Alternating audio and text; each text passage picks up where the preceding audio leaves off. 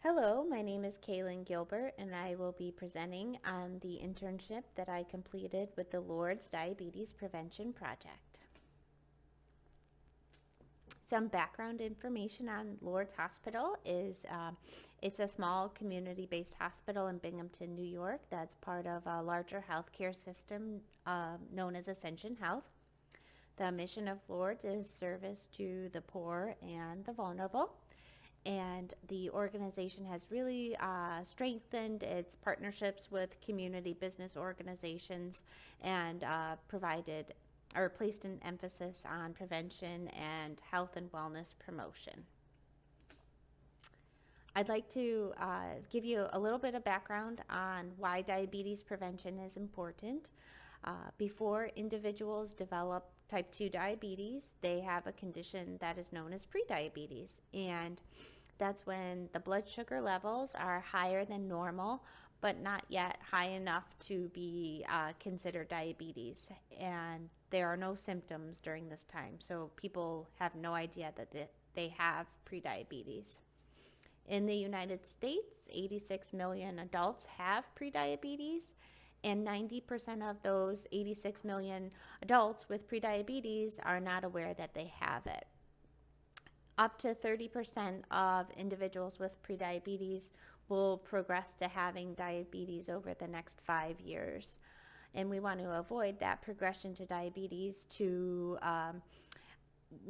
maintain quality of life and to reduce healthcare costs, both on the individual and the U.S. healthcare system. So when we looked at our primary care network and how many patients were at risk for having prediabetes, we found that 50,000 patients in our primary care network had at least 2 or more risk factors for having either prediabetes or diabetes.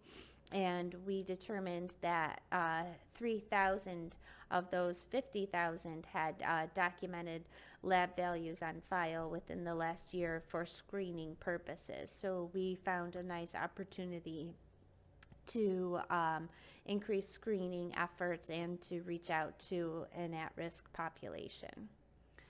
A little bit more background is the CDC developed the National Diabetes Prevention Program.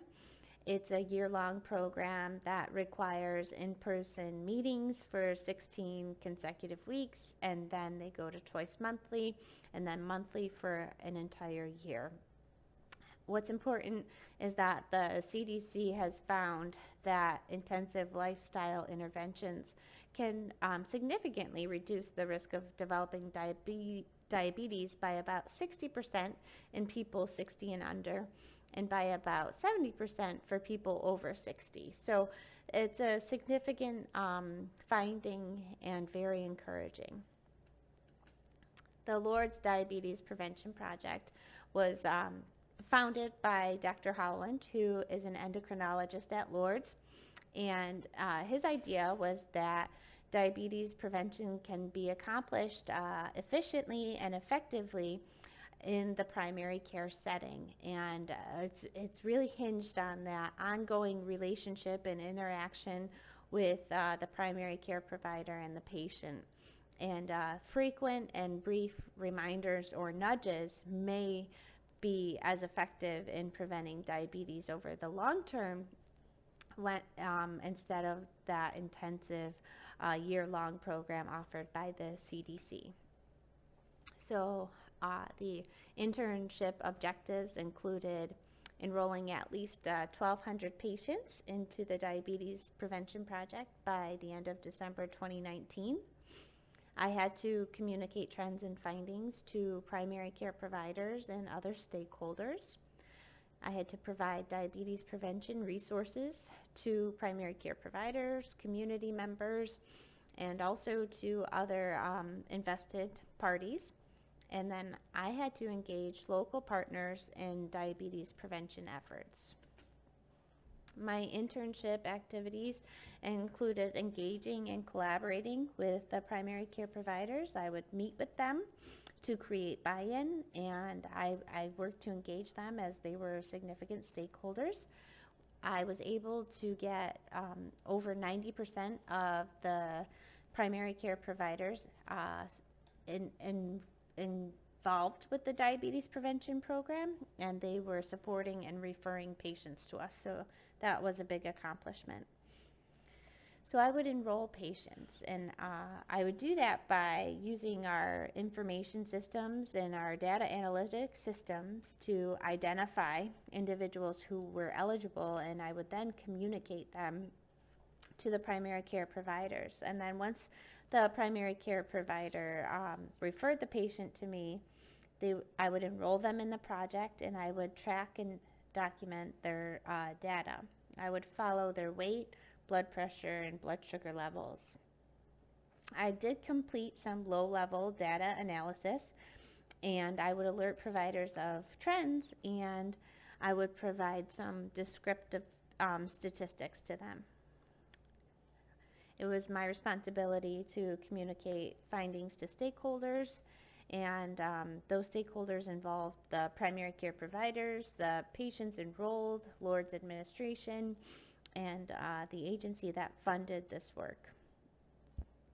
I did present our findings at a local poster session done at Binghamton University. I wrote a grant to obtain additional funding, and before I left, it was my responsibility to train the next person so that they could pick up and continue to grow the project. I would complete ongoing evaluations, and we did cover many NPH competencies in this internship. A big part of it was identifying data sources and using them to describe what was going on. So I used the electronic medical record, which was Cerner, and our data analytics team and our data analytics program, Optum, to obtain data both on our entire patient population and our enrolled patients. So I ensured that our patient data was collected and presented in an ethical and compliant way. I worked with a lawyer and our compliance manager to ensure that we were following those regulations and meeting those regulations. And we worked with the IRB, and we just always asked ourselves, are we doing what's right and ethical? So that was an experience for us. It was a little bit challenging because as you delve into population health and using those data information systems, it's not always cut out for you what you can and can't do with that information. And during the internship, or maybe it was a little bit after, we even had a meeting where we shared with multiple organizations about maintaining compliance with data information systems. So it was a pretty exciting time. So some other MPH competencies that were covered were we discussed the policy process for improving the health status of our patients with prediabetes, and we would touch upon patients with diabetes too sometimes. I engaged in program planning and development. I had to budget and attest to the budget and justify my budgets. I had to strategically plan and market this program, this diabetes prevention program. I had to enlist primary care providers and create buy-in, and I had to get the patients to buy into this. I also had to get administration and leadership to buy into the project as well. We would communicate our findings and our status and just remain transparent through multiple channels. We would use email, we would use posters, we would use discussion and presentation, and I I built partnerships not only with or among our or within our organization, but also with other community businesses and other organizations to support diabetes prevention in our area. So we did identify causes of social and behavioral factors that influence the health of individuals. So we identified that income and certain zip codes may have higher prevalence of risk for developing diabetes. And then we identified certain assets and partnerships that already existed, and we identified what resources we already had to be able to promote diabetes prevention efforts. And we did engage our stakeholders in the planning, evaluation, and intervention processes. And we I had to describe the steps and procedures for the planning and implementation of our diabetes prevention program, not just to the stakeholders, but to other individuals who may be interested, and we did a lot of sharing as well. We did apply evidence-based approaches in the development and evaluation of our interventions. We looked at what the CDC had found and what other studies had found, and we used that to support why we were doing what we were doing with our diabetes prevention interventions. We did have multiple targets and levels of intervention. We had some interventions that were geared toward the community in general, and then we would narrow it down to certain individual or certain populations and offices, and then we would provide interventions at the individual level as well. I used biostatistics to describe techniques that were commonly used to summarize public health data. I would look at our enrolled patient population and provide some descriptive statistics back to the primary care providers and stakeholders.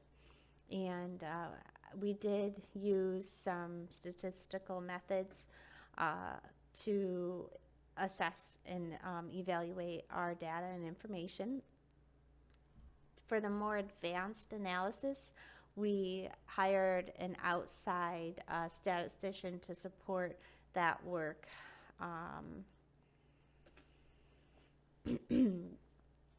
So we used informatics and communication to evaluate and interpret the data that we had.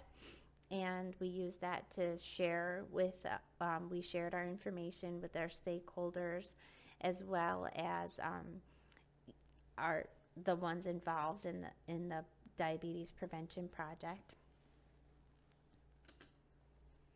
I engaged in program planning. I outlined what tasks needed to be done on a daily basis and on a monthly basis and routinely to ensure that we were meeting the objectives of the project.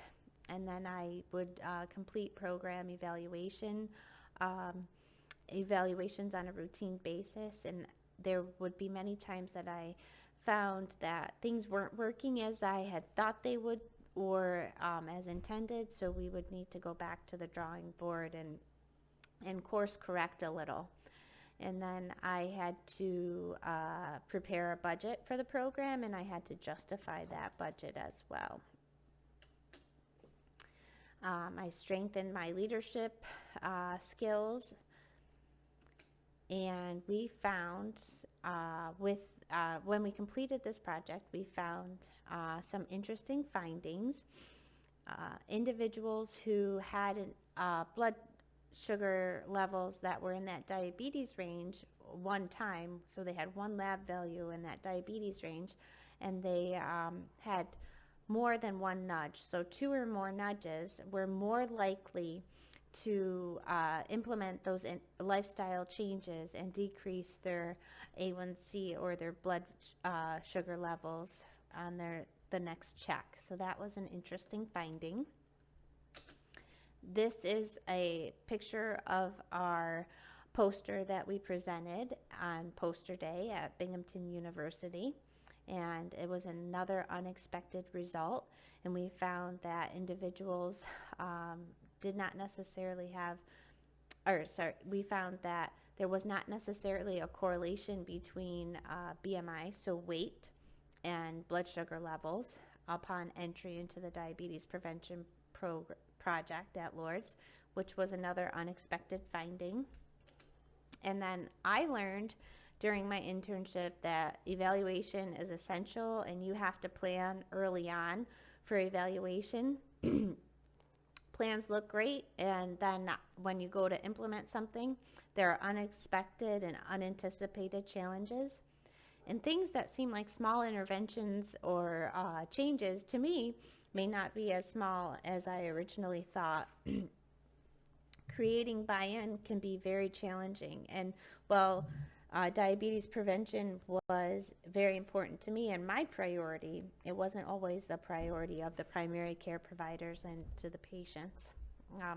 I learned that gentle persistence and just learning and listening to stakeholders and listening to their feedback was very important, because they would give you what you needed. So I learned a lot. This was an invaluable internship, and I really enjoyed it.